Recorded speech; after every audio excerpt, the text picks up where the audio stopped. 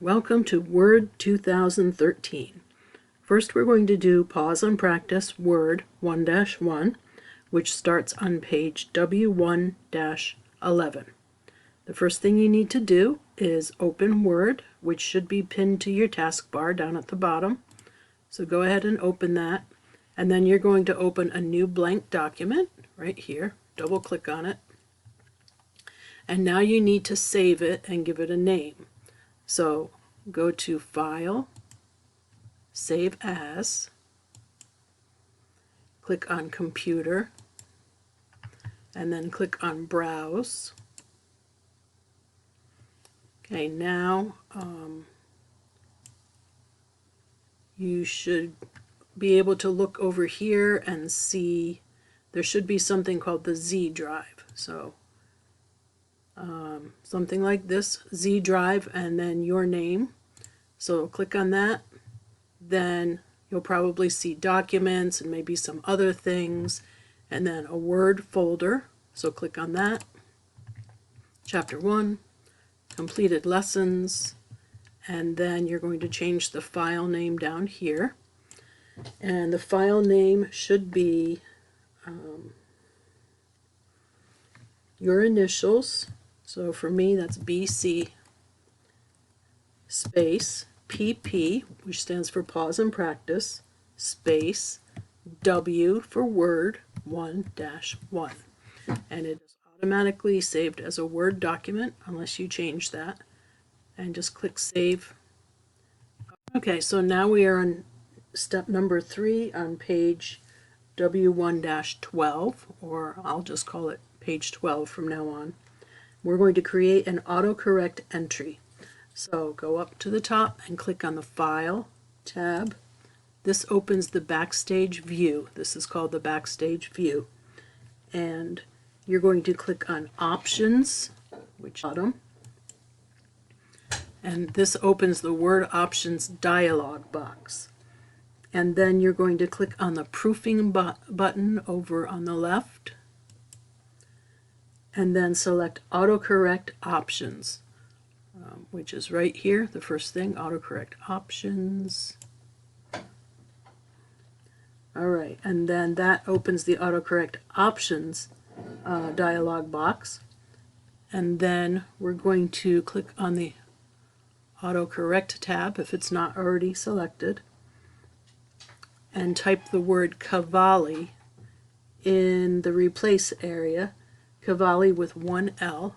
So here's where we type it, C-A-V-A-L-I.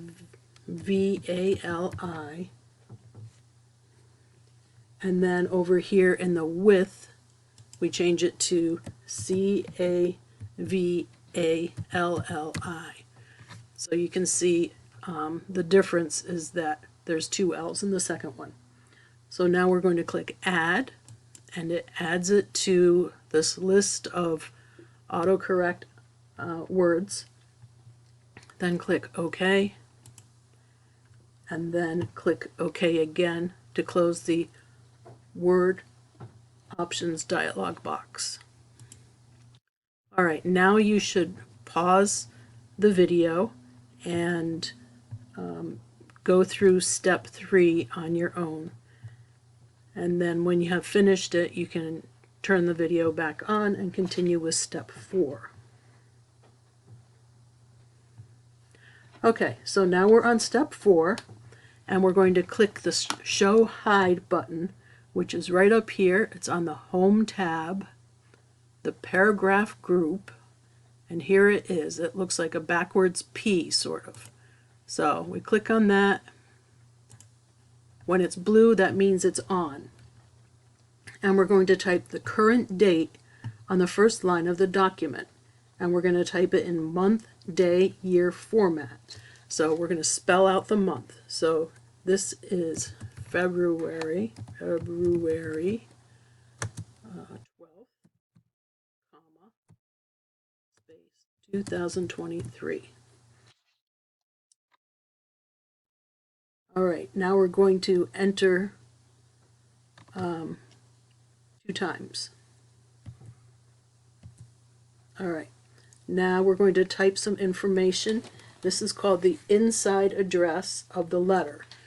It's the recipient of the letter, or who you are sending it to. Okay, so we have 2 enters, and now we are here. So here's one enter, and here's the other one, and this is where we are now. So we're going to type David and Sharon Wing. All right, now at the end of this line, instead of hitting enter, we're going to do shift enter. And this inserts a line break. So that means that there's not so much space between the lines as there is when we do just a regular enter, which is a paragraph break. So now the rest of their address, 4685 Orange Grove Road. And again, we do shift enter to put in a line break. Rocklin, California, space 97725. And you see these little dots in between the words? That's where I press the space bar. So when you have the show hide button on, it shows you every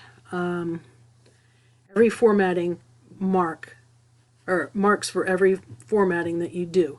So if I click it to turn it off, all the arrows and the dots go away.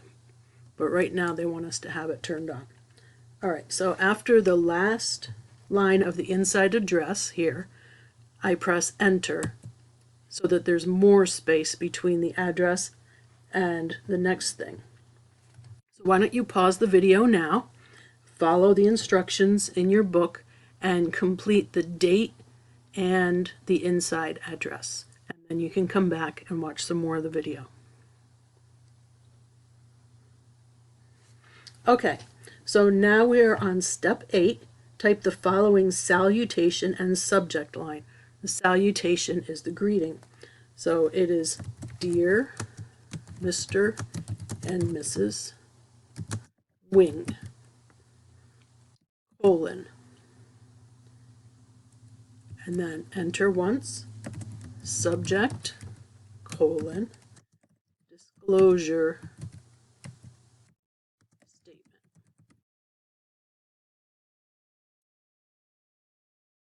All right. Then we're going to enter again. And this is when we're going to start typing the body of the letter. So if you want, you can pause now and type your salutation and your subject line, and then come back to the video. All right, so now step 9, we will type the body paragraphs. We're going to use word wrap for the line endings. That means we don't press enter when we get to the end of the line. We just keep typing and Word will automatically go to the next line. However, when we get to the end of a paragraph, we press enter to add a space between the paragraphs. So we're going to go ahead and type the first paragraph, and then I'll have something to say to you before we do the second paragraph.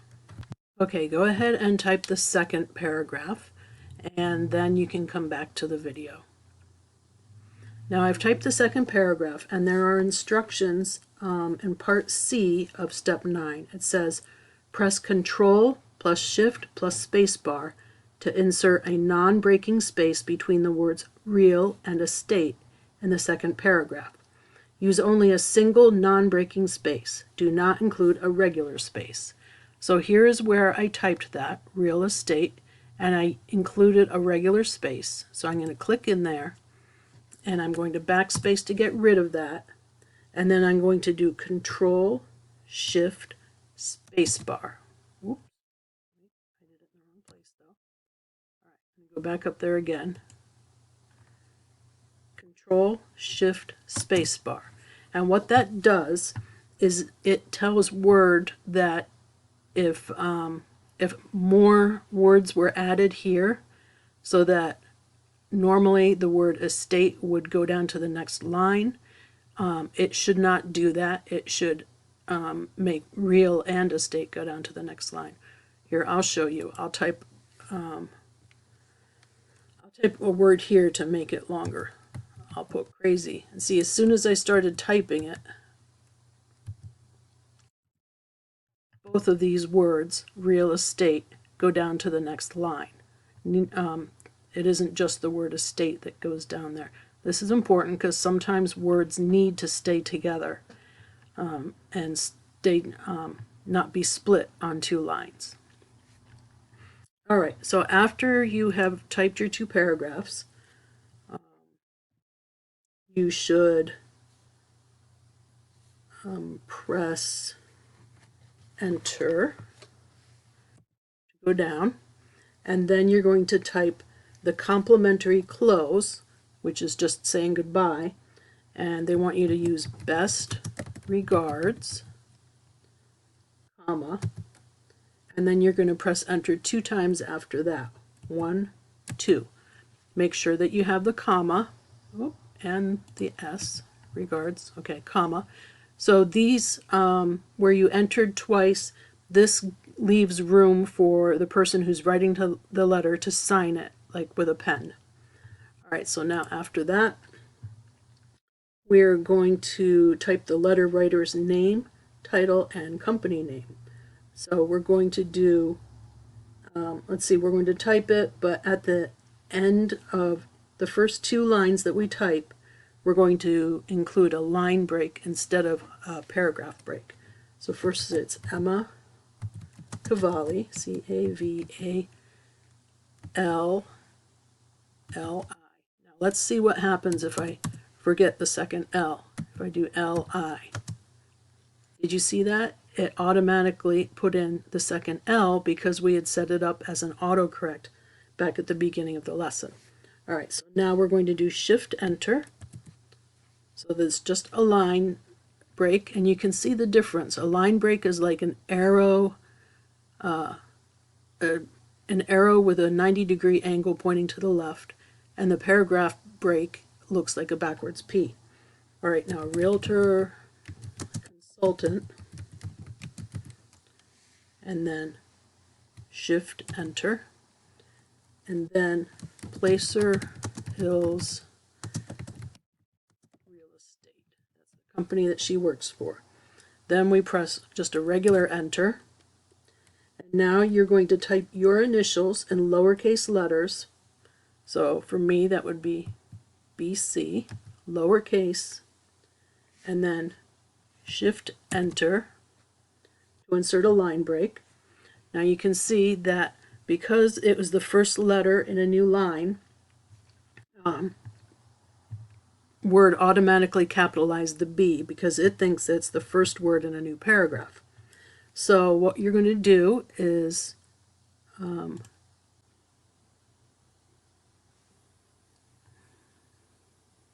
there's supposed to be a thing that shows up. There it is. All right, sometimes you have to move around a little bit. So if you can see that, as I kind of hover over it, a little thing appears below it right here. Kind of looks like a lightning bolt, and it says autocorrect options. So click on the down arrow, and it gives you some options here. Undo automatic capitalization, stop auto capitalizing first letter of sentences, or control autocorrect options. So we're just going to click on undo automatic capitalization, and that means it'll just do it in this one case. Okay, so those are called reference initials, and they should always be in lowercase. Now on the next line we type the word enclosure. That means that there will be something in addition to the letter enclosed in the envelope. And then we do press Control S, which saves the document. The other ways that you can save on a document is up here on this little symbol up at the top, or you can go File and Save, but that takes more time. The quickest way is to just do Control S, and that just saves everything you've done to the document with the name that you've already given to it. All right, and then finally we're going to close the document, so we can click either on the File tab and select Close, or we can just do Control W to close the document.